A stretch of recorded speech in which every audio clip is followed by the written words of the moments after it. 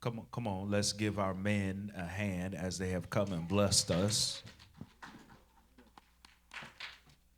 And the band minus one are here. They came and blessed us and led us into worship. Thank God for them, to our deacons, our trustees, to our media and sound team, to our ushers who have led us through all of the service. Thank you to Lottie Dottie and everybody. We are so glad to see all of you here in the sanctuary and online. It's okay to be sorry. Listen, y'all know it's game time. And this week, we want to talk from the subject and from the game of sorry.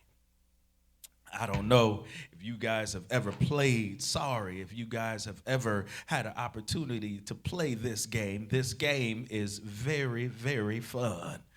It was being played this past Wednesday as it was being instructed and played at the same time. If you have ever had the chance of playing sorry, it is a game that can get you, can make you have fun, but also frustrate you a little bit. The game Sorry is a game where it's not in a straight line. It doesn't go just around the board and that's all you got to do. No, there's some setbacks you have to go through. There are some things you have to go through with sorry. With sorry, you get 4 pawns, so it's not just one piece that you have to look out for. There's some other pieces that come behind you that you have to look out for. There's different colors that you get to choose, but there's cards that you get to draw. Here we are with those cards again. There's cards that you have to draw. There's 11 cards in the game of sorry that are multiplied throughout the deck that you have to draw from. Here's the type of cards that you have. There's a 1 card where you can move your pawn or start your first move out of your starting place. There's a second card with the number 2 on it, and you can move your pawn 2 spaces forward, but you must draw again. Here's the third one. The third one is you can move forward 3 spaces. Number 4 is you have to move backwards 4 spaces. Number 5, move forward 5 spaces. Number 7, move forward 7 spaces. Or you can split it between 2 of your pawns. Then there's number 8, where you can move forward 8 spaces. 10, move forward 10 spaces, or move back 1 space. Number 11 is move forward 11 spaces, or you can switch places with an opponent depending on where they are. 12, you can move forward, and there's a sorry card. Somebody say sorry. There's a sorry card where you can save the card for later use, or you can use it, get this, to bump an opponent back to start. There, you have to draw a card each time your turn comes. Each time your turn comes, you have to draw a card to make sure you are doing what the card says. You can also bump your opponents back to start. You can, if you land on a space that they occupy, what you can do is bump them and say sorry and send them back home.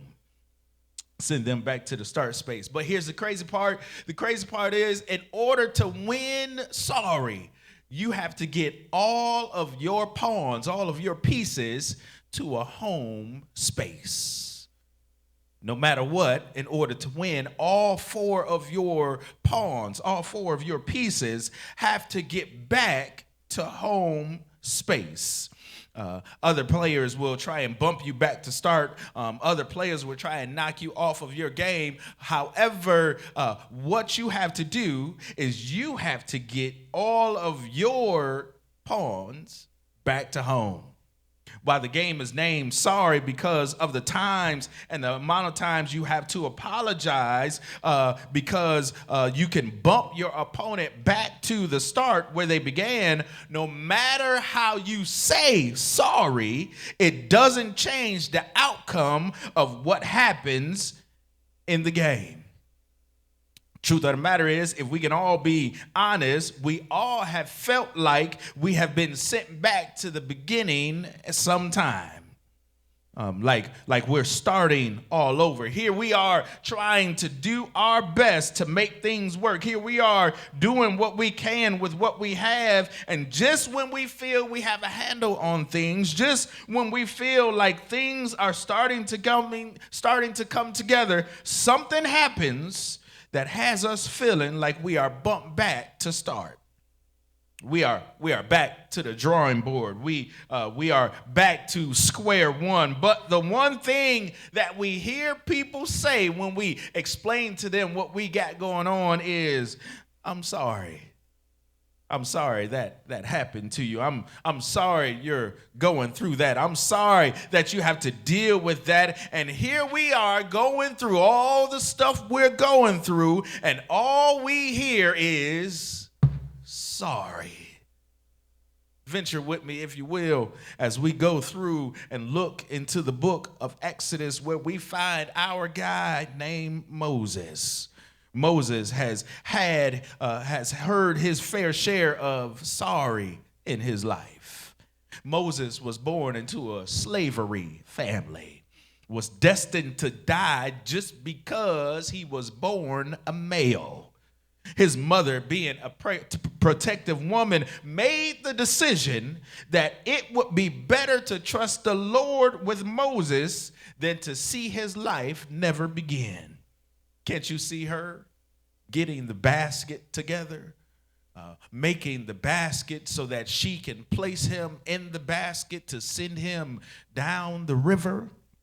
Can't you see her walking to the edge of the river with this basket and this baby in the basket? As she's walking towards the river, she looks inside the basket one last time, telling her newborn baby boy, "I'm sorry."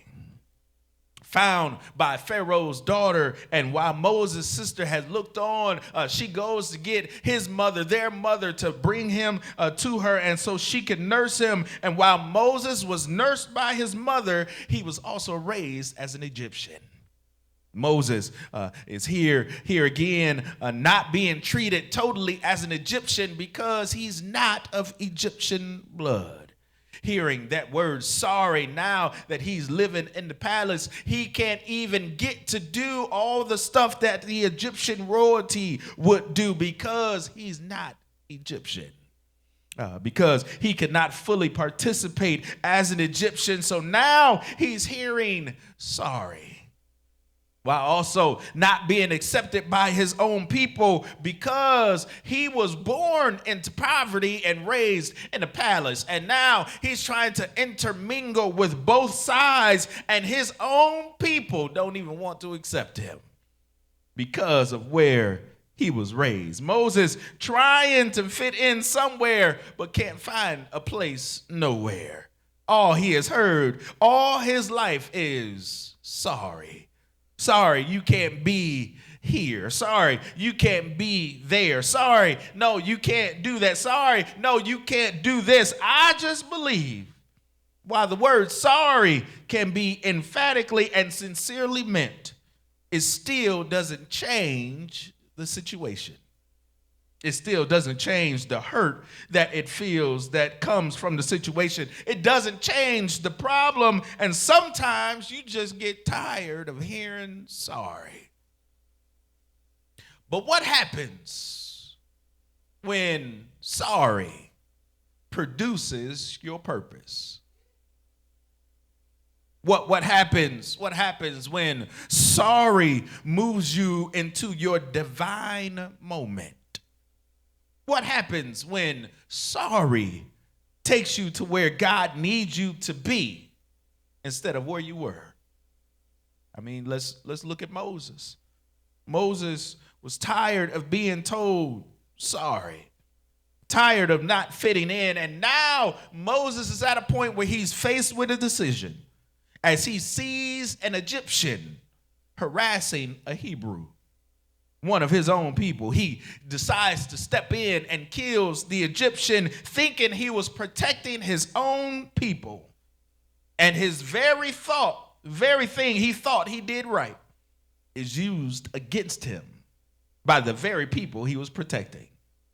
Moses runs away. He gets out of Dodge. He leaves the area. He's tired of it all. And just like us, when we try and run away, we run right into God.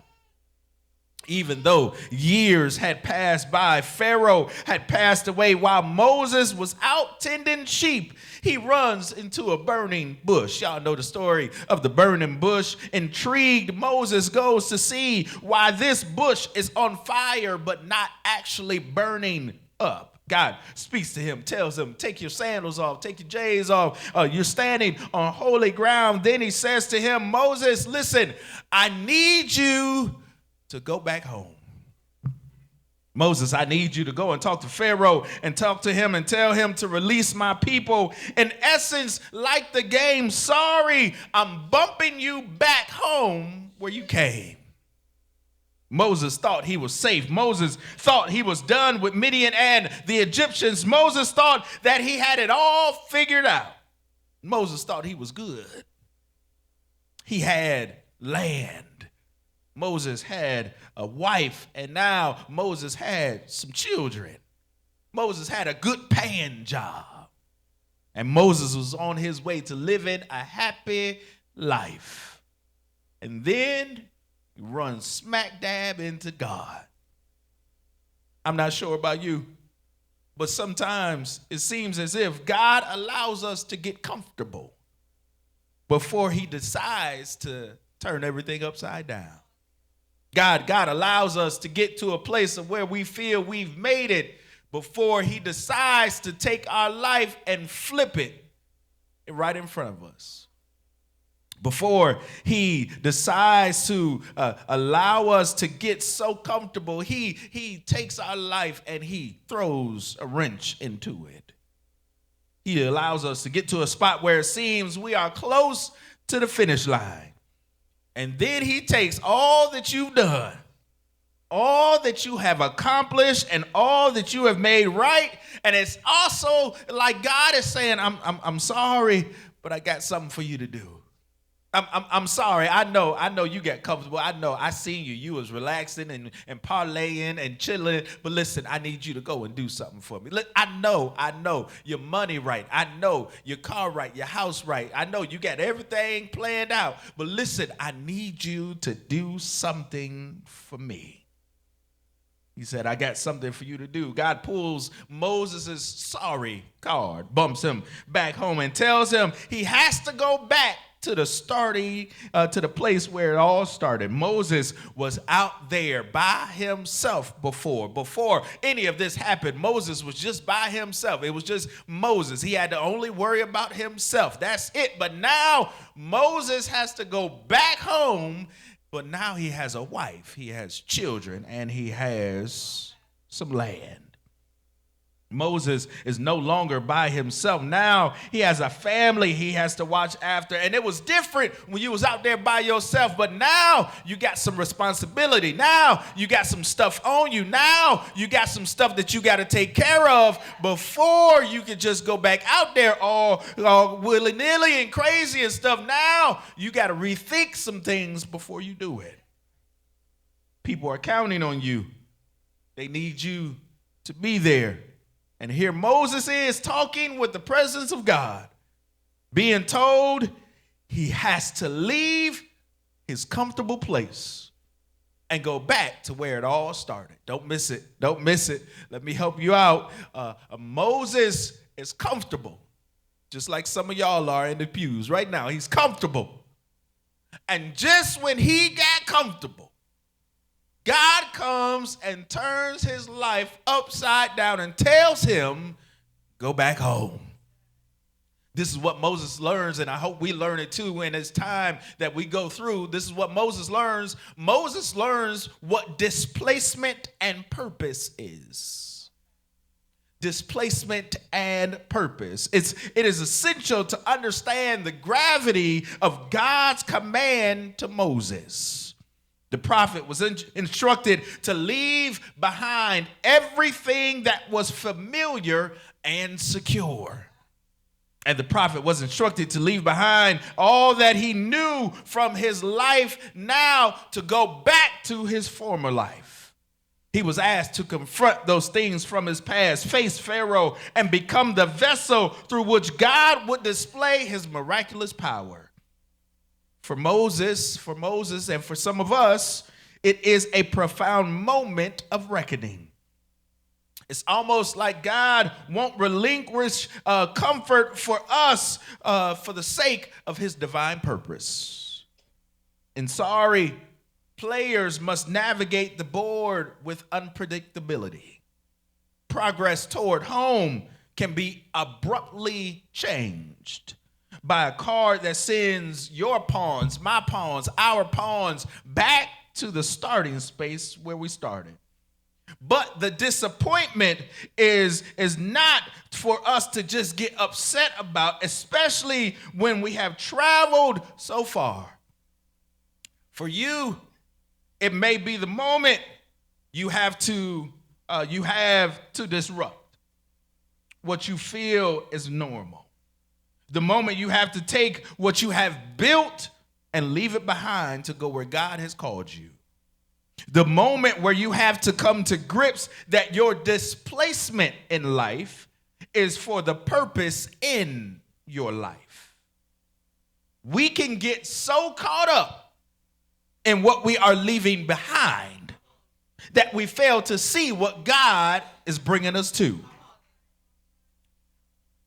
I understand. I may be displaced, but I'm not discouraged. I may be displaced, but I'm not denied. I may be displaced, but I'm not down and out. I may be displaced, but I'm not disowned. I may be displaced, but I'm not destitute. I have to understand that in this return to the beginning, there's new opportunity. There's a new opportunity. There's a renewed chance with intention and strategy and hope, because of the simple fact is that if God is displacing me, that means that my displacement has a purpose. And if my displacement is caused by God, then I know whatever he is displacing me from and where he's taking me to is going to be better. Don't get it confused, though. Don't get it confused. Some of us displace ourselves and mess ourselves up. And then we try to move it and put it on God as if it's his purpose that we were displaced, when it was our misunderstanding and negligence that we were displaced in the first place. Okay. Your displacement, when caused by God, has a purpose. What you cannot do is miss the moves that God is making to take you to your purpose. Displacement and purpose. Here's what else Moses learns. I hope you're learning with me as I learn as well. Listen, your setbacks and returning to start and moving forward. We will all have some setbacks. We will all have some times we have to return to start. But here's where we get off. Sometimes we stop and we don't continue to move forward. Come with me. The rules of sorry is very simple, yet profound. I don't want you to miss it. Because just as a pawn may be sent back to start when another player draws a sorry card, so too we may get sent back in our spiritual lives. We may encounter moments in our life when progress appears to come undone. These setbacks that we have are not the end, but rather it's the prelude, it's the beginning to a renewed perseverance. Don't miss it. Moses' return back to Egypt entailed confronting unresolved fears. Moses had to go back and had to go and face some things that he ran away from. Moses had to go back because he was being hunted to be killed for killing an Egyptian. The consequences of his past, the uncertainty of his people's welfare, and the task of performing God's miracles as a representative of God. It is likely that we felt like Moses. Because when setbacks happen, all of a sudden, we start looking down on ourselves. It's likely we start to feel anxiety. It's like we start to feel inadequate to be able to do. It starts to make us feel even more reluctant to do anything else. Nevertheless, Moses proceeded, believing something that we miss. Moses believed that obedience would yield fruits of the promise. Don't miss it. Don't miss it. Moses believed that if God said it, there was going to be something at the end. In our lives, we experience similar setbacks. We experience setbacks. We experience returns to start, especially after we've had seasons of peace and prosperity. When everything seems to be running good, everything seems to be going just fine, we start to settle in and get a little lackadaisical. We start to think that we have everything under control. Little things will pop up and we'll be like, oh, okay, we got that. We can take care of that. That's not a problem. Something else will pop up. Oh, okay, we good. But then that one thing that starts to knock on the door of your peace and your prosperity starts to make you worry. Starts to get you on edge. Starts to make you feel a little anxiety. And just like Moses, after seasons and years of having peace and prosperity, we find ourselves abruptly returned to situations that remind us of old struggles. Come on, don't act so brand new on me that you don't remember when the only thing you had in your cupboard was a can of chicken noodle soup and some ramen noodles. Don't get so brand new on me that you didn't forget that the only thing you did was you made sure you had some potatoes, some bread, and some chicken in the freezer. Don't get so brand new that you had to go into the gas station and count your quarters out to get you some gas. It reminds you of some old struggles. Yeah. We find ourselves facing things that we thought we buried a long time ago. We find ourselves having to deal with some things that we ran around and avoided so we wouldn't have to deal with them. We find ourselves having to deal with some stuff that we ourselves created and thought if we ran away, it would never find us. We have to face those problems that we left. We have to face those health challenges that we don't like to talk about. We have to face those unresolved issues. Here's the thing. We even have to face the people of our past. We may have to face things that we thought we left behind, but like the game Sorry, life is not in a straight line. No, there's some times where you are going around nice and smooth, and then something comes along and knocks you back to the start. There's some times you're going around and you're sliding through the board, and then somebody comes along and draws that sorry card and sends you back to the drawing board. There will be times that you have to go back to the start. There will be some bumps. There will be some bruises. There will be some times you feel like you're sliding all over the place. And sometimes we must revisit places and experiences we thought we left behind.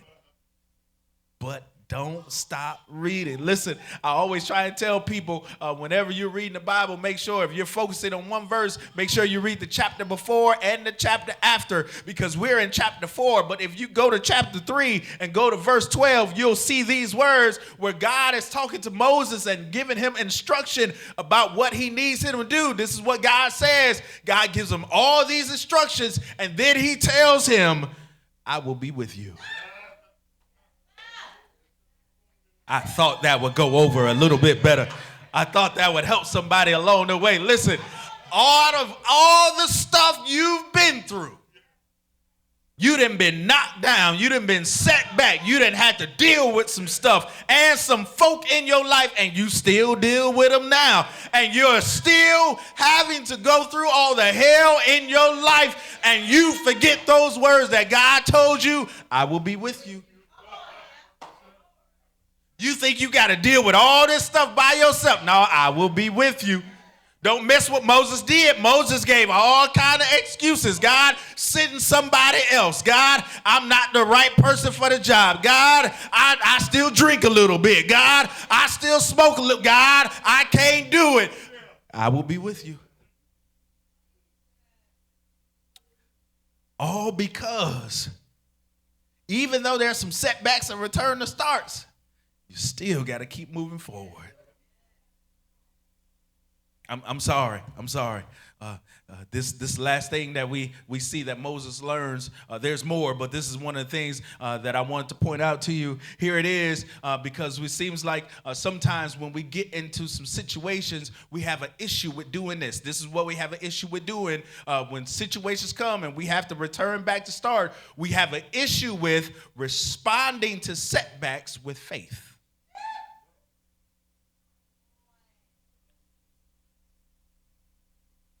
We have to understand how to respond to setbacks with faith.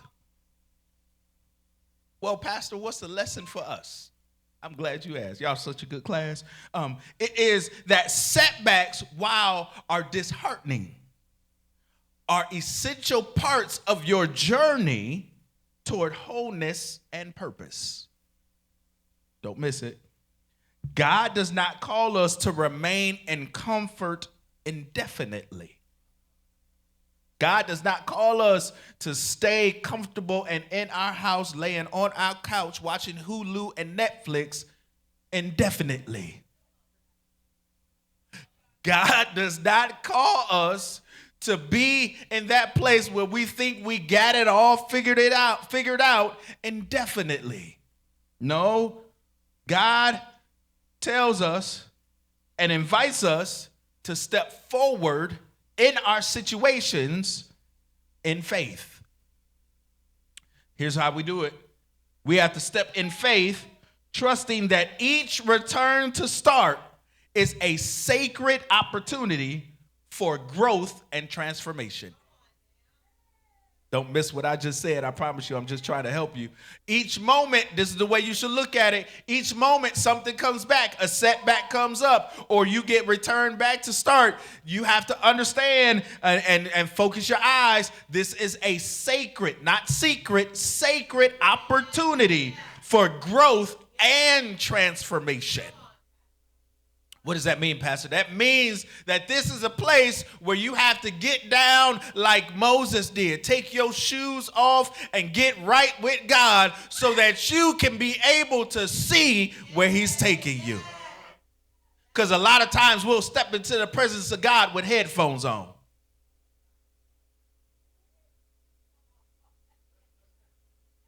A lot of times we'll step into the presence of God not really wanting to hear what he has to say, but instead waiting for him to say what we want to hear. When in actuality, it's a sacred opportunity for growth and transformation. Listen, Moses' journey back to Egypt was not a punishment, but a preparation. His journey back to Egypt was not punishment, but preparation. Listen to this. God told him, he said, this is what I want you to do. When you go back to Egypt, there's some things I need you to do in front of Pharaoh.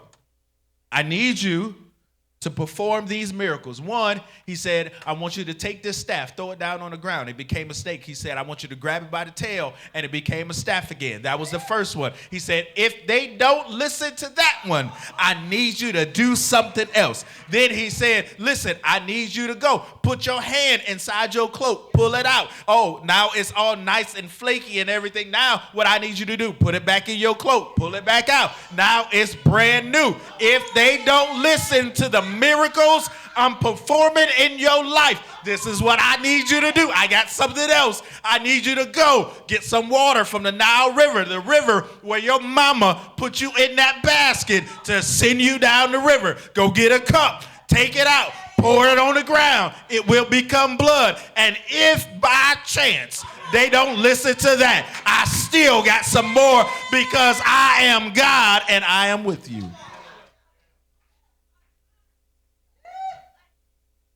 All of those things were only possible because he answered God's call, even when it meant that he had to return back to the beginning. Are you willing to answer God's call, even if it means you have to go back? Are you willing to do what God told you to do, even if it meant that you had to start all over? Here's the thing. For us, faith and obedience are keys to navigating life's sorries. It's in the moments of uncertainty that let us remember that God's plan is often forged and made in the design of discomfort. Starting over is not defeat. Hear me very well. It's a birthplace of new possibilities. And while you may feel like it is starting over, it is God's way of refining who you are. While it may seem like you're starting from scratch, it's God's way of holding you together. While it may seem like you're starting over, it's God's way of protecting you from what may come. Even when you give God all the excuses like Moses did, even when you think that all is lost, even when you have the experience of the past showing up, it is when God shows up that he provides you with power. It's when God shows up that he provides you with strength to make it through the journey. It's when God shows up that he provides you with comfort in your life. It's when God shows up that he provides you with joy. It's when God shows up that he provides you with peace and understanding. Don't forget, though, the way that you win the game sorry is that you have to get all your pieces to the spot that's labeled home. We're about to go. You may have some setbacks, but God will get you home. You may have some trials in your life, but God will get you home. You may have to restart some things, but God will get you home. How do you know the way home? Jesus said, I am the way, the truth, and the life. And the way you get home is through him. And I just wonder if I have anyone that can stand to their feet and say it like the poet Langston Hughes said. Langston Hughes said, well, son, I'll tell you, life for me ain't been no crystal stair. It's had some tacks in it. And it's had some splinters in it. And the boards were all torn up. And the places with no carpet on the floor were all bare. But all the time, I've been climbing on and reaching landings and turning corners and sometimes going in the dark where there ain't been no light.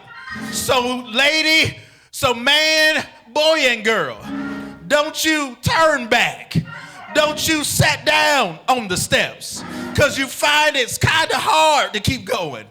Don't you fall now, for I'm still going. and I'm still climbing. And life for me ain't been no crystal stair. Good morning, White Oak Spring. May the Lord bless you real good. And I hope you have a good afternoon. But can I help somebody on this morning and let you know that it is okay to be sorry. It's okay to be sorry. And it's okay to be sorry because God said, just like he told Moses, I will be with you no matter what you go through, no matter how it seems, no matter what you're facing. It's okay to be sorry because God said, I will be with you no matter the trial. I will be with you no matter what you face. I will be with you no matter how hard it may seem. I will be with you. God said, no matter the problem, no matter the situation, no matter what you have coming up trying to take you down, God said, I will be with you. And if I had maybe 3 or 4 that would understand that since I got God, since he's on my side, I know that no matter what I go through, I will come out on top to the point where now I'm not saying I'm sorry for what happened. I'm saying I'm sorry I didn't meet God before.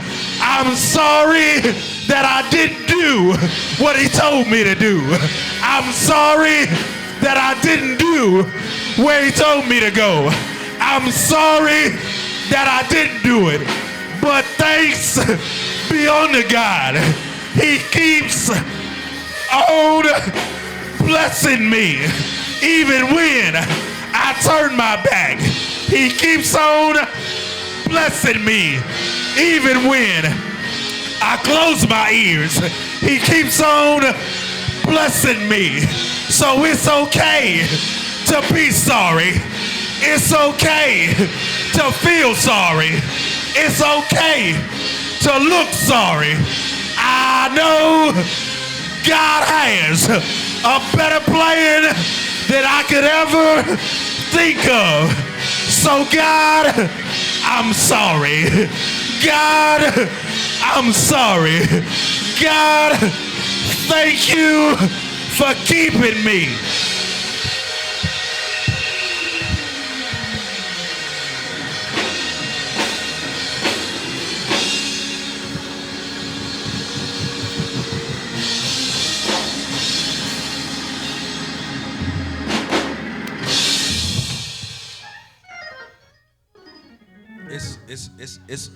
It's okay. It's okay. I know. Nobody likes to go back to the start. And nobody likes to keep hearing that word sorry. But what happens when your sorry, your displacement, your return to start is a set up for a better, more abundant life than you could ever think or imagine? It's right there. I know we read chapter 4, verses 18 and 19, but chapter 3, verse 12 says it all. I am with you. That was before Moses even left. He just got the instruction, just got word. I need you to go back. God said, I don't need you to worry about nothing. I'm with you. And get this, maybe you missed it when we read it. In verse 19, Moses talking to God, talking to Jethro. God shows up, tells tells Moses, he says, listen, I want you to understand something. When you go back, everyone that was trying to kill you has died.